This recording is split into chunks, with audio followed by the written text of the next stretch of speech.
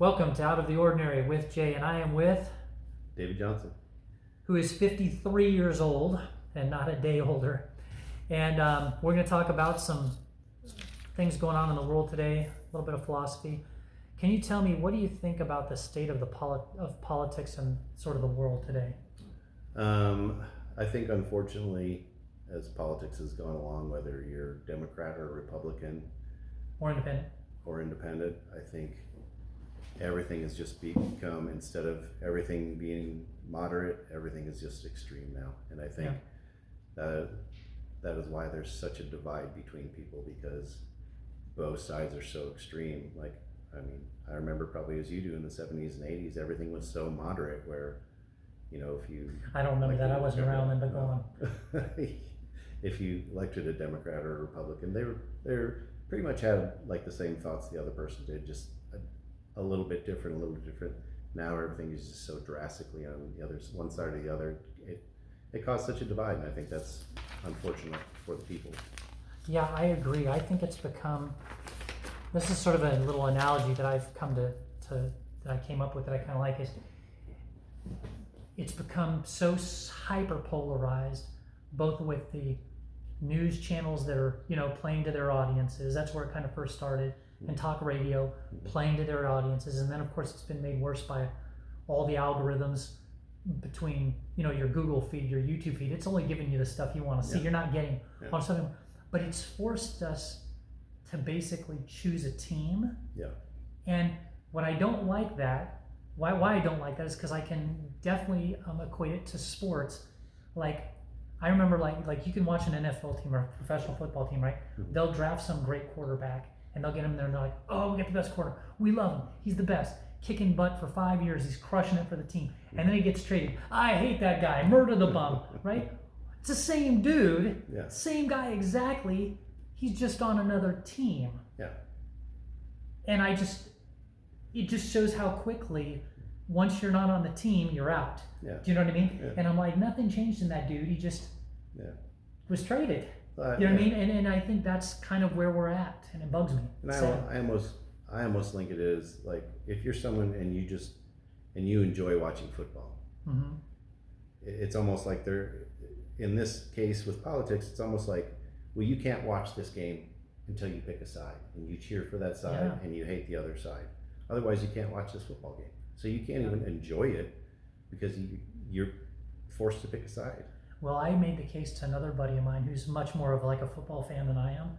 I said, okay, I threw out this hypothetical. I said, let's just say it's the Green Bay Packers and the Pittsburgh Steelers, and you're a fan of the Green Bay Packers, and they swap entire rosters, coaching staff, and everything. And I'm like, and he's like, well, I'm still voting for the Green Bay Packers. I've always been a Green Bay Packer fan. So then I basically, my argument was, then you are a fan of a logo. Basically. Like your allegiance is to a logo. And I see the same parallel with you're either a donkey or an elephant.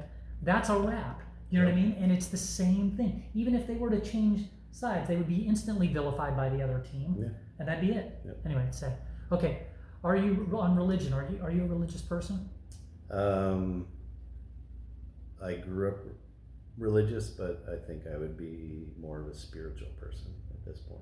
What does that mean? It kind of means I think there are some good things in every religion. If you look at all religions, they all kind of have the same basis. But I think, them being man-written, there are a lot of things in there that were manipulated that aren't necessarily what was meant. And so I think... Not like they didn't have spell check. You're meaning context. Context, okay, right. Fine. Yeah, I mean, if you think about it, just for example, let's say you're a senator and in the time that, you know, the Bible was written. And, you know, back then, the people that were held in the highest regard were people who were, you know, generals of the army, who were stronger people. Well, if you weren't one of them, what would you do to kind of even the playing field? Well, would you not write something in the Bible saying, you know, thou shalt not covet another man's property or covet another man's, so kind of making it, oh, it's a sin for you to take my stuff now. Yeah, well, people don't always listen. That's true too. What do you think about, because there's like so many religions? I mean, even now, in 2024, there's still a lot of various religions. Some probably we don't even know about, but I mean, there's a lot out there. What do you think that means, that there's so many different religions and so many ways of thinking? It's a good question. I pondered this a long time, and I think I have an answer. Ooh, let's hear it. If you are someone who believes in a higher power, and you believe that higher power is all powerful, then wouldn't it make sense that he would put down many different religions to speak to all the differences in the world? That's a very nice way to put it, and an eloquent, kind of a kumbaya way to put it. Well, yeah, I mean, so in effect, like I said, there's like most religions, the base of most religions are kind of all the same. And it would just make sense if there's a hero figure that triumphs over evil and it's good for mankind. Yeah. If you're an omnipotent, all-knowing, all-loving God, and you want everyone to have that same basis, why wouldn't you have different religions that speak to different people about the way, that tribe was brought up versus the way this tribe on this side of the earth was brought up, and to kind of give them all the same experience. Just kind of like how I say I'm spiritual now, that I don't believe actually having to go to church is something that you need to be a religious person. I think, okay, well, what about those people who don't have access to church? So here's the thing, I like that answer a lot. That's one of the better answers I've heard. That said, I'll challenge you a little bit. Okay. If there's a creator that's omniscient and omnipotent, couldn't it have been written just a little bit better, to where there's like, a little less problems going on? Well, I mean, like a little clearer, maybe the comma's for sure in the right place, and type of thing. Sure, but because there seems like even the most of the religion I'm most familiar with, obviously, is like Christianity, right? Mm-hmm.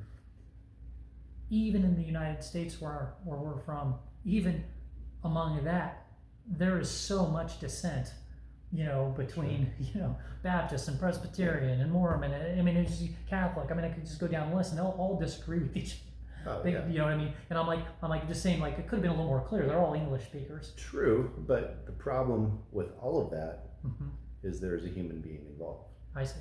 So you're blaming the reader, not the writer. Well, if you go to 1,000 people and you tell them all the same story, and you tell them, write this down. That's like a telephone game. Yeah. How many of those stories do you think are going to be the same?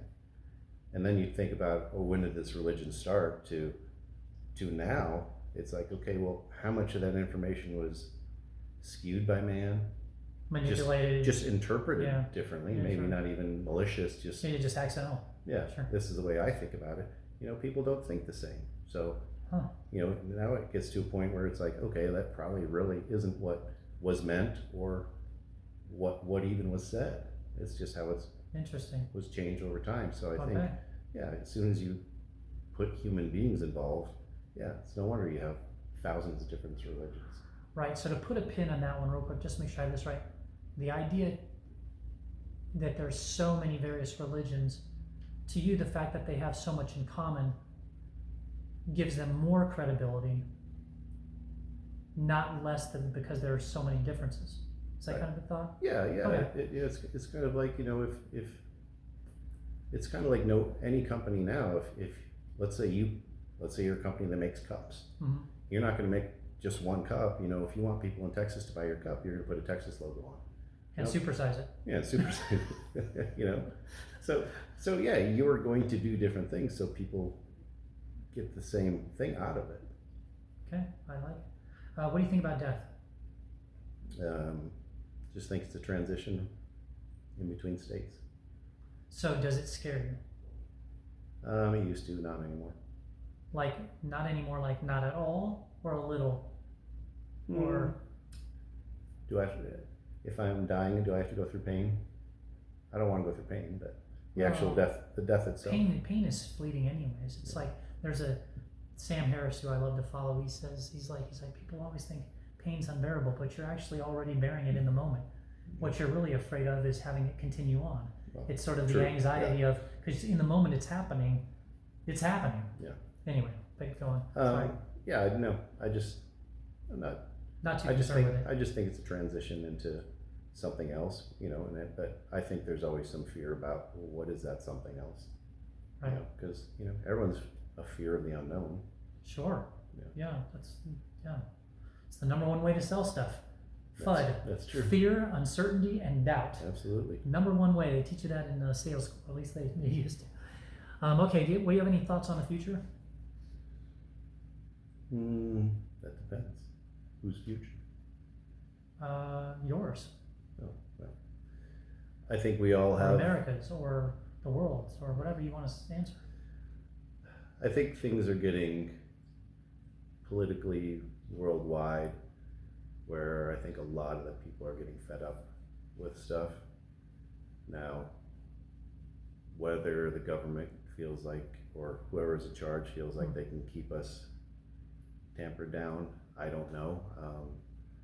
Like that, it's that old saying, I don't remember who said it, it's like, as long as the people don't go hungry, they won't revolt. But I think this day and age, there's enough people that are wise enough to understand, hey, things aren't great. And that's kind of the reason I think we've talked about before, the anonymous group. They're kind of like, or the white hats or whatever those, they probably have the power in their whole group to basically control all the computers they want, hack every computer they want, but they don't do it. Which would control the world, basically. For the good of, I think sometimes they do it, and they've said they do it. They hack certain companies, certain government things to show them, hey, your security shit, you better fix this. So are you in favor of a revolt? Like, I know you think it may, or do you think it's inevitable? Or like, what are your thoughts on, and when you say a revolt, I assume topple existing government and replace it with something else? Yeah, I don't think it's... Is that the idea? Yeah, and I don't know, topple it, but basically make it so that, hey, we're paying all these taxes. You're not even telling us where 80% of our taxes are being spent. So a more transparent government or a replaced government? Maybe just a more transparent. And I think, we haven't got into it, but I think when crypto becomes more and more mainstream, I think they're gonna have a harder time doing this, because crypto isn't just something you can just hide. Every single transaction, there's a ledger of what it did and where. You're talking about money laundering, it's harder? Sure.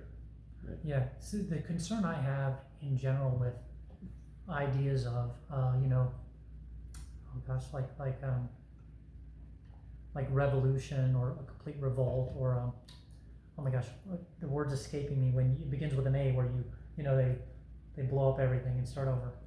Anarchy. Yeah. The concerns I have with that in general, I think, is that it's taken humans so long to get here, through so much trial and error. Yep. Like, the idea to me of starting over versus like amending and fixing, it just freaks me out. Yeah. Like, I'm like, it took us so long to get here, and it hasn't been perfect, and it is definitely not perfect. Yeah. But the idea of, okay, let's just, it seems rough. I don't think it's going to be a starting over, and I don't think that, well, maybe I'm optimistic, but I think people have come a long way, where I don't think it's going to be this, hey, grab your torches and your pitchforks and, we're going to have this civil war kind of thing. I think it's going to be a very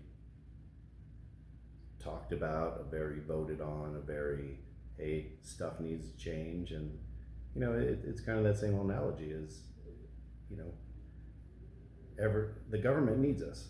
If all of us decided to stop paying taxes, Well, we are the government. Government is just some of us in a place. Yeah. Yeah. So, if everyone decided, hey, we're going to all stop paying our taxes until you fix these things, what are they going to do? They're going to arrest every single person and put them in jail? No, but it'd be really tough to get everybody on the same page. It would, and but even if you just had one state worth of people to do it. Yep. I'm thinking it's going to be Texas. Are we taking votes? Yeah, I'll move there with them. I'll be with them. What do you? I asked earlier about what you thought about religion. What do you think about science?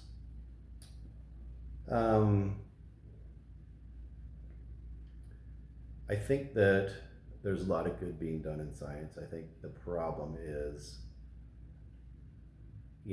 people don't get money to study things that they want to study. They either, today scientists look for a problem that they can get funding to study, or in my thoughts, sometimes they just create problems so that the government will give them money to study them. And I think, unfortunately, some of the stuff that, hey, there's no money behind it. For instance, I talked about testosterone before. There's no money for anybody to make studying testosterone more. It's widely available through many, many different companies. There isn't. Yeah, it'd be like studying a multivitamin. Right. You have a whole lot of money in it. Yeah, there's no money. There's no money, and there's no reason to. I mean, if Merck was the only one that sold testosterone, then yeah, absolutely, they would have study after study after study on how good it was for you. But right, there isn't that. Okay, so something you are grateful for. My friends. That's pretty good. Okay, that's a good answer. Best answer. One thing, if you could change the world for the better.